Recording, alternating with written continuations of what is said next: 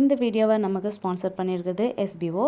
நீங்களும் உங்களோட ஃப்ரீ டைமாக மணி ஏர்ன் பண்ணுற டைமாக ஆக்கணும்னா ஸ்க்ரீனில் தெரியுதா இந்த நம்பருக்கு வாட்ஸ்அப் பண்ணி உங்களோட டிஜிட்டல் ஜேர்னியை ஸ்டார்ட் பண்ணுங்கள். ஸ்கிப் பண்ணாதீங்க. பெரிய தப்பு. தினம் 300 ரூபாய் சம்பாதிக்க அரிய வாய்ப்பு. இன்ஸ்டாகிராம், ஃபேஸ்புக் பயன்படுத்த தெரிந்தால் போதும் content post and content publishing மூலமா தினம் 300 ரூபாய் சம்பாதிக்கலாம். இந்த வேலை செய்ய 5 நிமிடம் போதும். Work training support, group communication support, all language customer live chat support, முக்கியமா சொந்தமா ஒரு பிசினஸ் ஸ்டார்ட் பண்ற அளவுக்கு உங்களால கற்றுக்கொள்ளவும் முடியும், சம்பாதிக்கவும் முடியும். இந்த வேலை வாய்ப்பு வழங்குவது 5 வருடத்திற்கு மேல ரன் ஆகிட்டு இருக்க நம்ம தமிழ்நாட்டு company school of business organisation private limited. மேலும் விவரங்களுக்கு டிஸ்கிரிப்ஷன்ல கொடுத்திருக்க நம்பருக்கு வாட்ஸ்அப் பண்ணுங்க. ஒரு நாள் ஒரு சிறுவன் தனது அப்பாவிடம், அப்பா, மதம் அப்படின்னு சொல்கிறாங்களே அப்படின்னா என்ன அப்படின்னு கேட்டாங்க. அதுக்கு அவங்க அப்பா, மதம் அப்படிங்கிறது பயப்படுவதற்கு இல்லைமா, அது மனிதனை நல்லவனாக்குவதற்கு, வாழ்க்கைக்கு ஒரு வழியை ஏற்படுத்துகிறது அப்படின்னு சொன்னாங்க. தன்னோட பாட்டிகிட்ட கடவுள் எங்கே இருக்கிறார் அப்படின்னு கேட்டாங்க.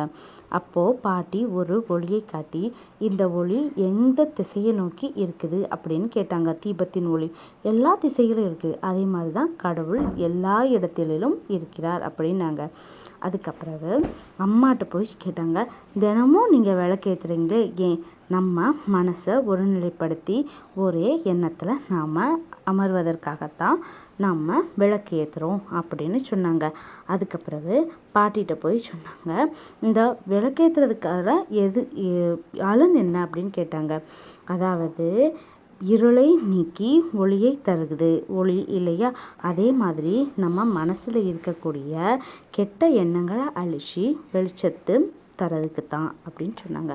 அப்புறம் மறுநாள் காலையில் அவங்க அப்பா அம்மா கஷ்டப்பட்டு அவனுக்கு உணவு சமைச்சு ஊட்டுனாங்க.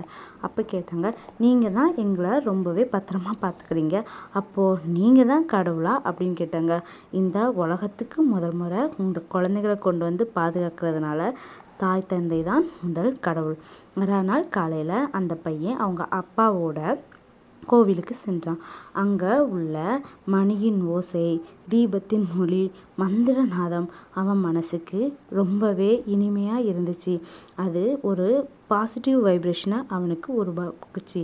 அப்போது அவன் புரிஞ்சுக்கிட்டான், கோயில்கள் மனிதனுக்கு ஒரு சார்ஜிங் பாயிண்ட் அப்படிங்கிறத புரிஞ்சுக்கிட்டான். இதையே யோசிச்சுட்டே இருந்தான். அப்போதான் மறுநாள் காலையில் ஸ்கூலுக்கு போன நேரம் அவன் தன்னோட ஃப்ரெண்டு ஒருத்தங்கிட்ட சண்டை போட்டான். அன்னைக்கு நாள் முழுதும் அவனுக்கு மோசமாகவே இருந்துச்சு. அதுக்கப்புறம் அவன்கிட்ட மன்னிப்பு கேட்டுட்டு அவனோட நல்ல ஃப்ரெண்டாட்டு பழைய மாதிரி இருந்தான்.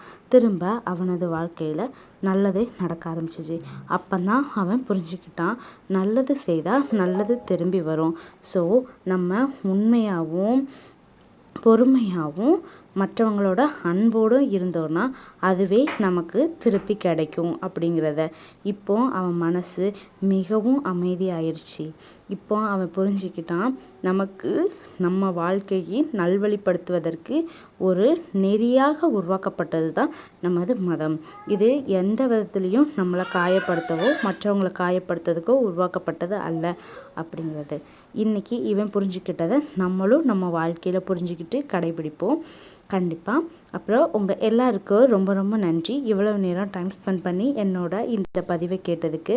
இதே மாதிரி வேறு ஒரு நல்ல பதிவில் உங்களை நான் சந்திக்கிறேன். இதே மாதிரி பதிவுகளை நீங்கள் தெரிஞ்சுக்க மறக்காமல் நம்ம சேனலை சப்ஸ்கிரைப் பண்ணி நமக்கு சப்போர்ட் பண்ணுங்கள். அப்புறம் பெல் பட்டனை கிளிக் பண்ணிக்கோங்க. தேங்க்யூ. பாய் பாய்.